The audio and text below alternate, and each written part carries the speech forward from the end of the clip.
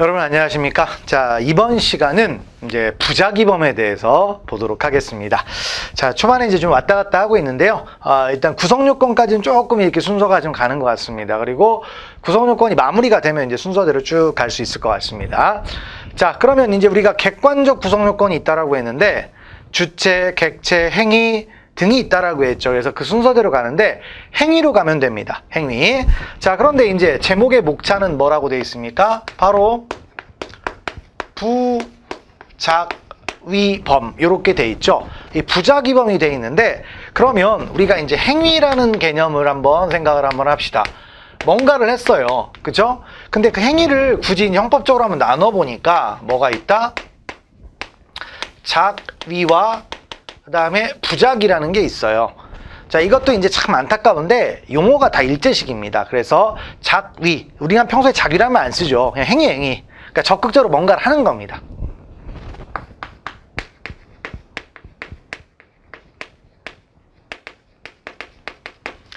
행위를 하는 거죠. 행위를 하는 것.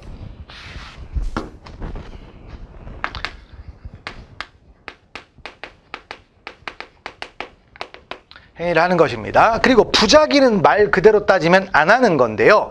우리가 아무것도 안 한다 이렇게 말하면 너무 광범위해집니다. 그래서 조금 줄이는 거죠. 그래서 자, 요구되는 아니면 기대되는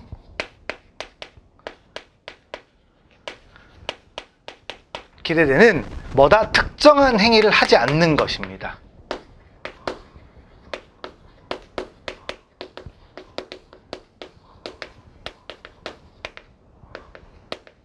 자, 요구되거나 기대되는 어떠한 행위가 있을 거예요. 그래서 자, 이제 그런 걸 하지 않는 건데 그냥 예를 들어 봅시다. 작위 뭐죠? 사람을 칼로 찔러 살해했다.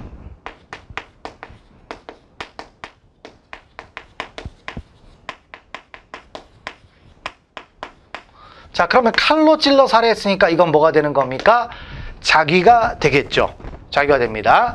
자, 그럼 부작위라는 건 뭐냐면 기대되는, 요구되는 특정한 행위를 하지 않는 거죠. 그러니까 자, 부모는 자식을 보호해야 됩니까? 안 해야 됩니까? 해야 되겠죠. 그래서 부모가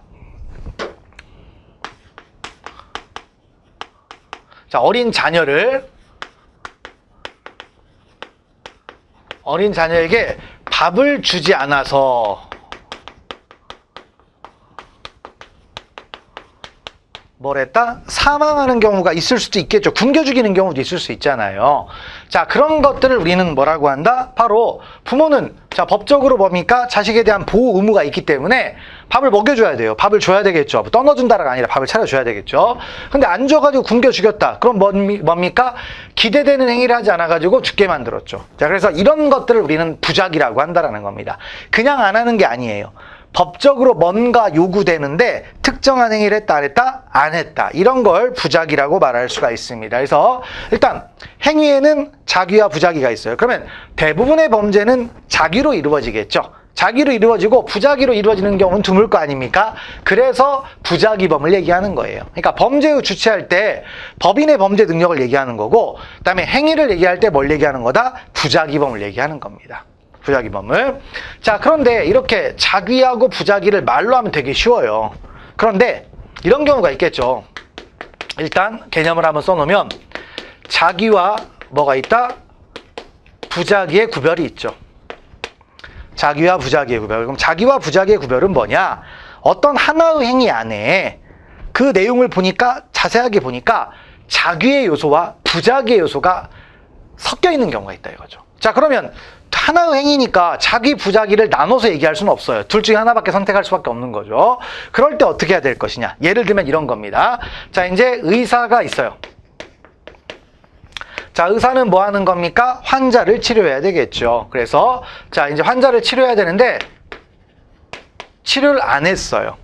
그래서 사망할 수도 있겠죠. 환자가 이제 뭐 자기의 환자가 됐는데 치료를 안 사망하는 경우도 있습니다. 그런데 그런 것도 있지만 또 이런 것도 일 수가 있죠. 치료를 안 한 게 퇴원을 시켜서 결과적으로 뭐가 됐다?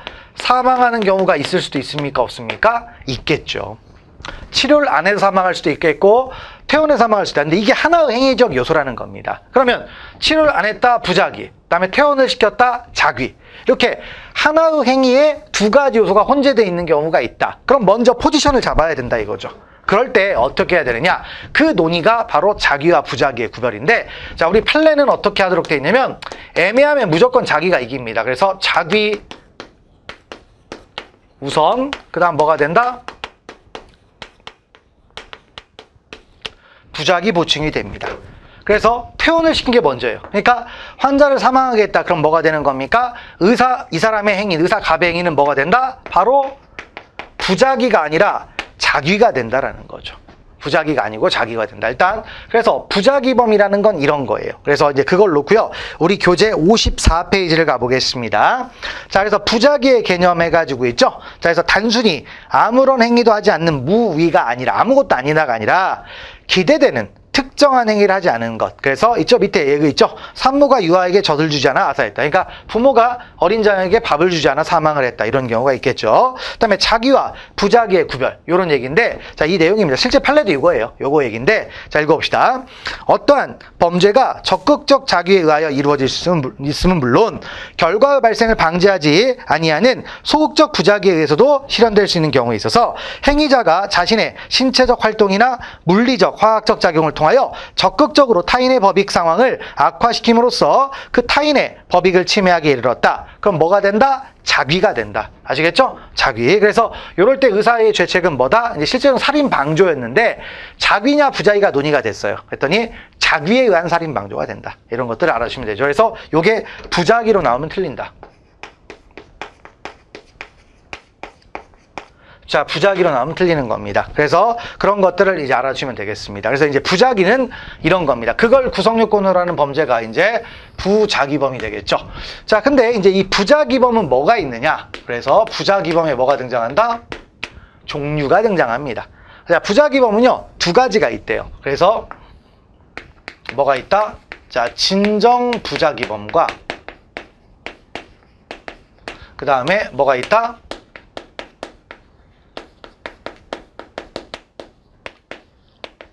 자, 부진정 부작위범이 있습니다. 진정과 부진정으로 나눌 수가 있죠.